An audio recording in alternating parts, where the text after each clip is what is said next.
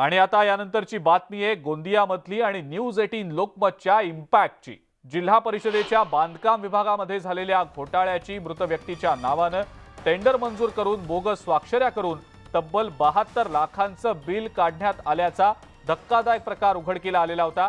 ही बातमी न्यूज 18 लोकमतने दाखवल्यानंतर जिल्हा परिषद प्रशासनामध्ये खळबळ माजली होती। त्यामुळे आता जिल्हा प्रशासनाने या प्रकरणाच्या चौकशीचे आदेश दिलेत। त्यानंतर मृत व्यक्तीच्या नावे टेंडर प्रक्रिया करून काम करत पैसे उचलणाऱ्याच्या विरोधात फौजदारी गुन्हा दाखल करण्यासाठी पोलिसांना पत्र देत पुरावे देखील दिलेले आहेत।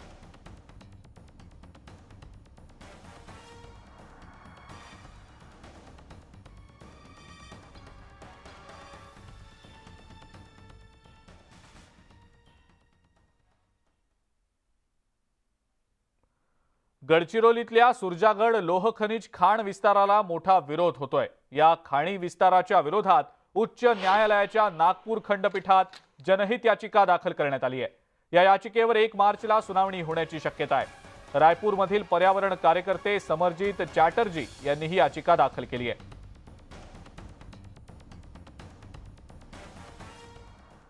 मुंबईमध्ये बेस्ट बसेसना लागत असलेल्या आगींच्या घटनांच्या पार्श्वभूमीवर बेस्टच्या 400 सीएनजी बसेस सेवेतनं कमी करण्यात आल्या आहेत। गेल्या आठवड्याभरात बसला आग लागण्याच्या 2 घटना घडलेल्या होत्या। त्यामुळे मातेश्वरी या कंत्राटदाराच्या भाडे तत्वावरील 400 बसेस ताफ्यातून कमी करण्याचा निर्णय बेस्ट उपक्रमाने घेतलेला आहे। बेस्टच्या ताफ्यातील सीएनजी बस मधील 3 बस आतापर्यंत जळून खाक झालेल्या आहेत। अशीच एक घटना घडल्यानंतर आता बेस्ट प्रशासनाने एक निर्णय घेतला आहे, ते म्हणजे 400 सीएनजी बस बेस्टच्या सेवेमधनं कमी करण्याचा निर्णय जो आहे हा घेण्यात आलेला आहे। आतापर्यंत 3 अशा घटना झालेल्या आहेत ज्याच्यामध्ये बेस्टच्या सीएनजी बस ज्या आहेत ह्या जळून पूर्णपणे खाक झालेल्या आहेत। यामुळे आता बेस्ट प्रशासन नेमकं याबाबतीत काय निर्णय घेतं हे पाहणं महत्त्वाचं ठरणार आहे। या बस जळण्याच्या घटनेनंतर मातेश्वरी या कंत्राटदाराच्या भाडेतत्वावरील 400 बसेस ताफ्यातून कमी करण्याचा निर्णय बेस्ट उपक्रमानं घेतलेला आहे आणि त्यामुळे या 400 बस ज्या आहेत या सेवेमधनं कमी करण्यात येणार आहे। आता बेस्ट प्रशासन कशा पद्धतीनं मुंबईकरांच्या सेवेसाठी वेगळी उपाययोजना करतं हे पाहणं महत्त्वाचं ठरणार आहे। Video journalist Sandeep पवारसह Vishal Patil, news 18 Lokmat, Mumbai. Panvel महानगरपालिकेने कोपरा तलावाचं काम गेल्या 2 वर्षांपासून ताटकळत ठेवलंय। कामाची मूळ रक्कम 3 कोटींपेक्षा जास्त होती, ती रक्कम आता दुप्पट झाली आहे। मात्र आजही काम जसंच्या तसं प्रलंबितच आहे।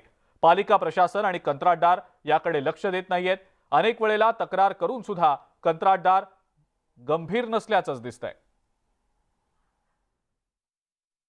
2020 ला सुरू झालेलं हे काम आजही आपण बघत असाल हे संपूर्ण काम हे आतापर्यंत ठप्प आहे। कोणत्याही प्रकारे काम सुरू नाहीये। 3 कोटी 31 लाख रुपयामध्ये सुरू झालेलं काम आता नक्कीच याची कॉस्ट वाढली असेल। मात्र पनवेल महानगरपालिका याकडे का दुर्लक्ष करते हा संशोधनाचा विषय ठरेल।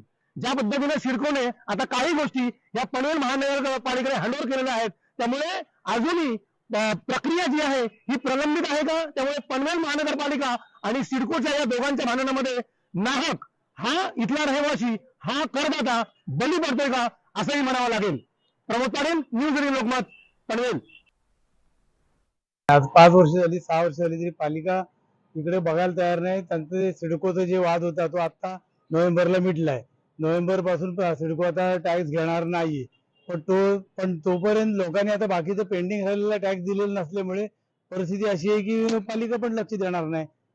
त्यामुळे मोठा आता ह्याचा फटका हा सगळ्या सर्वसामान्य नागरिकांना बसतोय।